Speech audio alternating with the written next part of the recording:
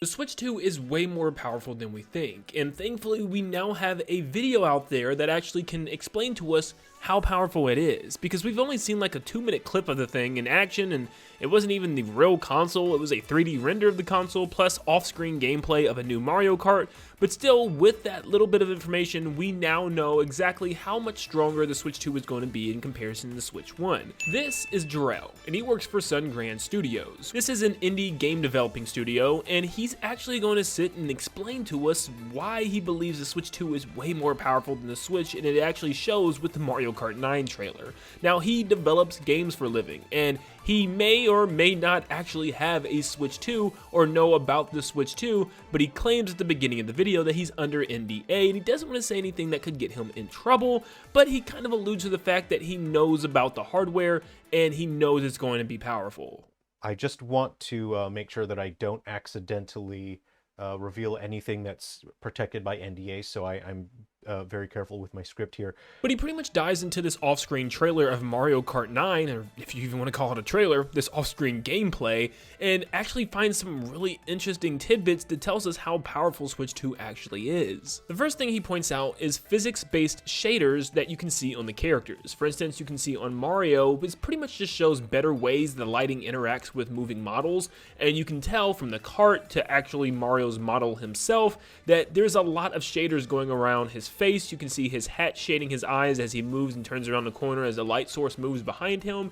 It's really, really detailed, and he claims in this video that normally this would cause huge frame drops, and it's something that Nintendo definitely wouldn't want to use unless they were willing to take some drops. But he also points out other objects on the track, like this background car that's sitting on top of this roof. You can see how the lighting is shining off the sides of the car, around the window. It's very detailed, even for an object that's not even part of the main race. This is the background. You can even see a little bit of reflection towards the top right of the Mario Kart start sign, and it just shows how much detail is being put into these light reflections and into these shadows. The next thing he brings up is how all the characters have this squash and stretch animation, and you can see when they all do a hop, Mario, Luigi, Bowser, you can see all of them kind of bodies stretch up and down, kind of all Mario Wonder style, and it's just tons of expressive animation, and it looks so much more smooth compared to Mario Kart 8 Deluxe, where they just kind of hopped up in the air with their cart with no real animation behind it. So this is something that's small, but it's something that's also going to matter, and even the carts have detail.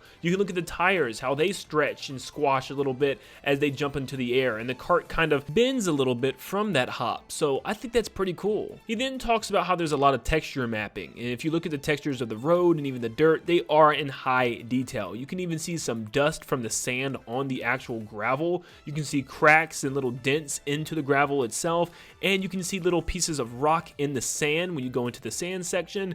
It's pretty detailed. When everybody jumps into the highway for the long stretch, you can really see the details on the road. The pavement has tons of cracks, especially down the middle on the yellow lines. This is some extreme level of detail that a lot of people just aren't talking about. Now, Mario Kart 8 Deluxe has some pretty good texture work, at least on the base game tracks, because that DLC was something else. But even base game Mario Kart 8 didn't really have details like this. I mean, seriously, look at this long stretch and pay attention to the 2 yellow lines all the way up the middle of the road. There is so much detail of cracks and crevices and even potholes in the road. It's pretty spectacular, honestly. And just like Jarrell mentions in his video, he states that this can consume RAM quickly with a lot of games, having textures at this high caliber. So if it's consuming a lot of RAM, you can pretty much guess that this is going to be a powerful console to be able to handle those textures on Mario with the shadow textures and also the textures of the road to be this high in detail. He also talks about how the game has volumetric lighting, which normally shows like real-time light rays coming down from the sky, almost giving a God is here effect, and it's very unrealistic, but it shows realistic proportions in games. He explains it really well in his video, which I will link down below, but also you can tell by the usage of fog in the background, where it shows fog and clouds and even dust clouds from the sand. It really starts to haze the road in the background and cover it with this like dense particles in the air where it's just kind of hazy. It's pretty, minute in the grand scheme of things. It's Mario Kart. A lot of people probably won't care, but still, it just shows us once again another factor at play here. We also have long shadow distances for objects, and this is something that's pretty important as well, because Nintendo Switch will always call the shadows, which calling is pretty much when the object is too far and it's starting to get out of render distance, the shadow will just kind of disappear, leaving it to just be an object standing out there. You can see the distances for the shadows stretch pretty far here. You can look at the actual light poles on the street go all the way down the road, and you can see they still have shadows over the road. You can see shadows on some of the flags going off into the background, not all of them, but some of them, and it shows a longer distance of shadows, which the current Switch definitely does not display shadows at that far of a distance. He also mentioned the flags and how they seem to have real-time cloth simulation, which means it's not just this pre-rendered cloth that's moving in a specific way every single time, which we've had already in Mario Kart 8. It seems to actually be blowing in a unique way, which actually is probably being directly affected by wind as well, which is pretty cool. In fact, this game seems to straight up have wind effects, which is something that I don't think we've ever really had in Mario Kart. If you look behind Mario on the road, you can see pieces of debris, paper, trash flying across the road, which is pretty insane if you think about it. It's even blowing in the same direction that the flag is, which just shows how much detail this game is going to have. It's just like, obviously that's how wind works, but in something like Mario Kart, this is something revolutionary for the game. I'm serious. Now, one of the last things that he mentions is that the character models are extremely smooth this time around. And it's something that you might be like, okay, you're telling me that it wasn't in Mario Kart 8 or Mario Kart 8 Deluxe?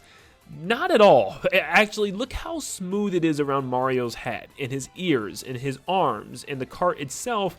And then you look at the character models from Mario Kart 8 Deluxe, and you can compare them directly, especially with characters like Bowser, and it becomes very noticeable. If you look at his model in Mario Kart 8, it's just a lot more squashed together instead of letting him actually be a big Bowser on a cart. He's very squished, his arms are very polygonal, you can see straight lines and jagged lines instead of it being just smooth around his body. His face is very jagged as well.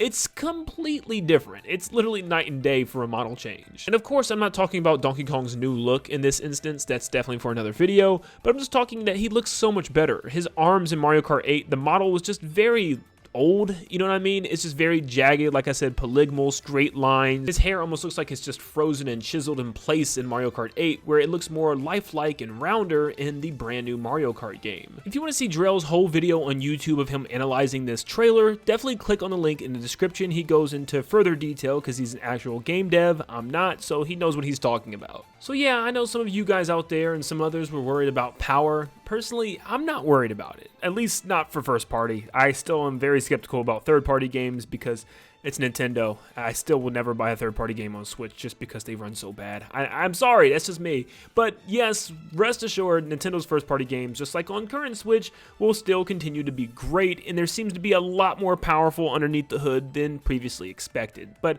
we're going to have to wait until that April Nintendo Direct to see more of the games and see how powerful this console truly is. But let me know in the comments down below, did this convince you that the Switch 2 is more powerful, or maybe not? Let me know, and make sure you leave a like and subscribe before you head out. Like always, I'll see you all on the next one. See you guys.